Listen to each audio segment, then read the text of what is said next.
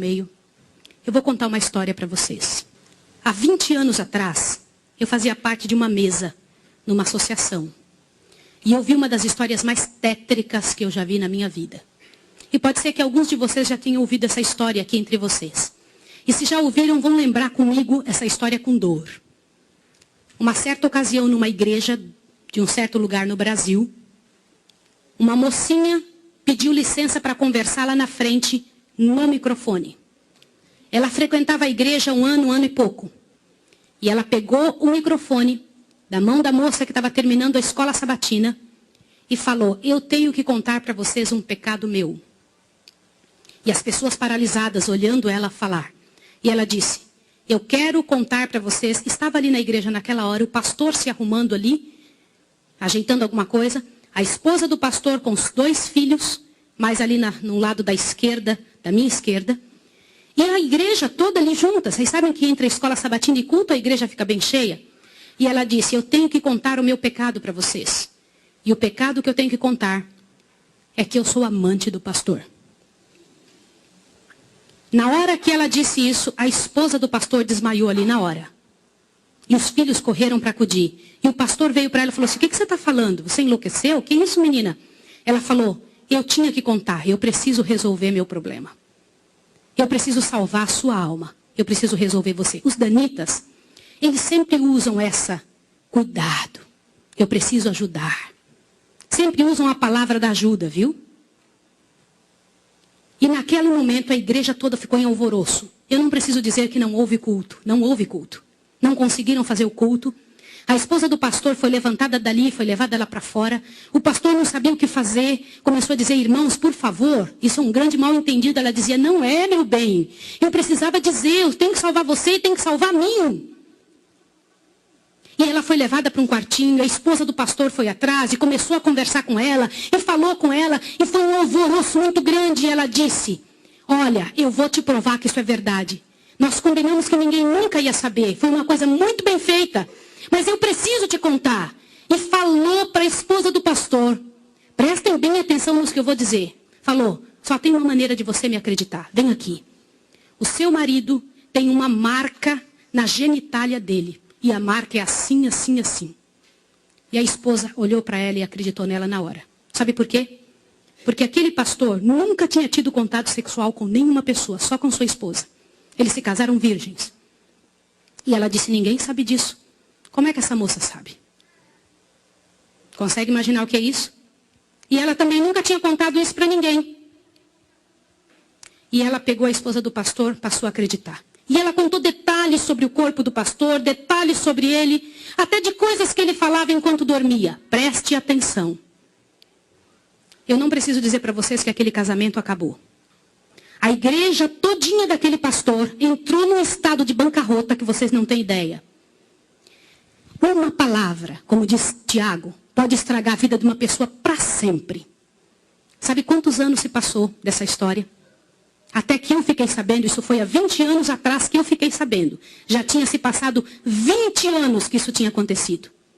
Por que eu fiquei sabendo dessa história? Foi numa mesa, numa comissão, numa associação.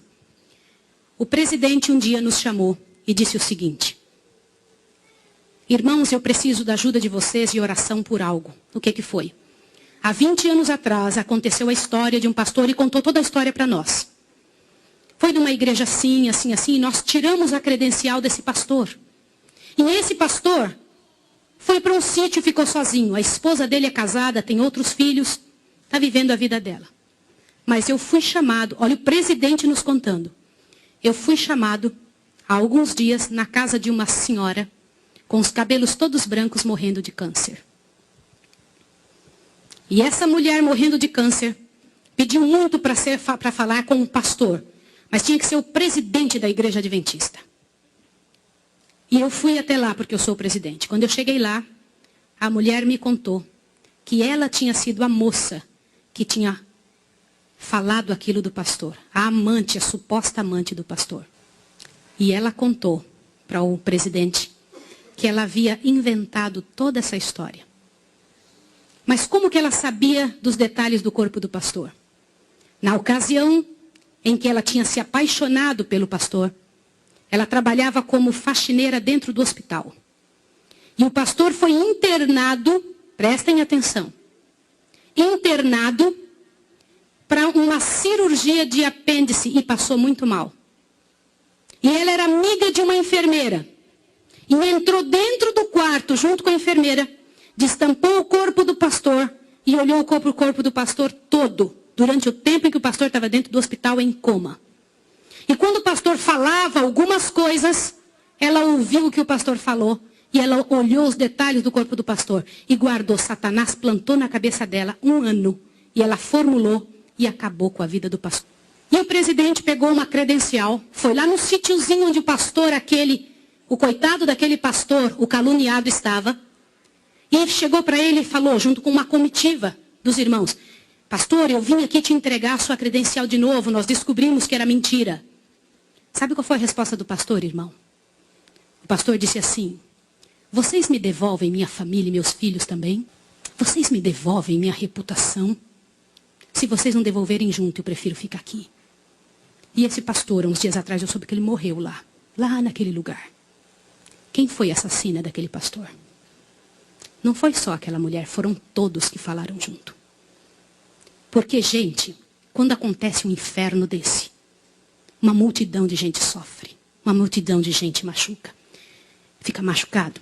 Meus irmãos, vocês me perdoem ter que falar sobre isso, mas é verdade. Existem muitos lugares que eu tenho muito medo de pregar, mas eu vou igual se me chamam.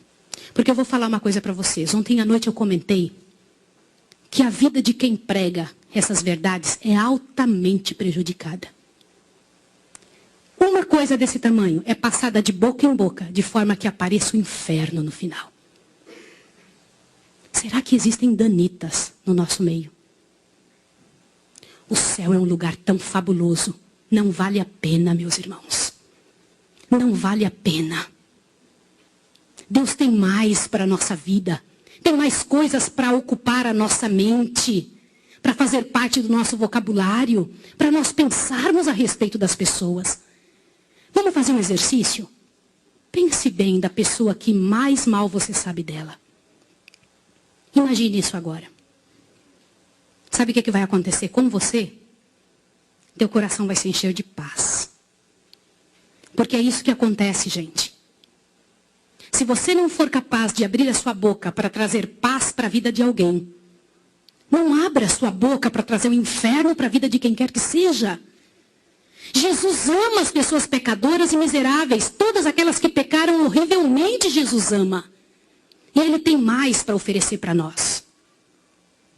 Eu vou pedir uma coisa em nome de Jesus essa manhã. Uma coisa que é muito difícil de fazer.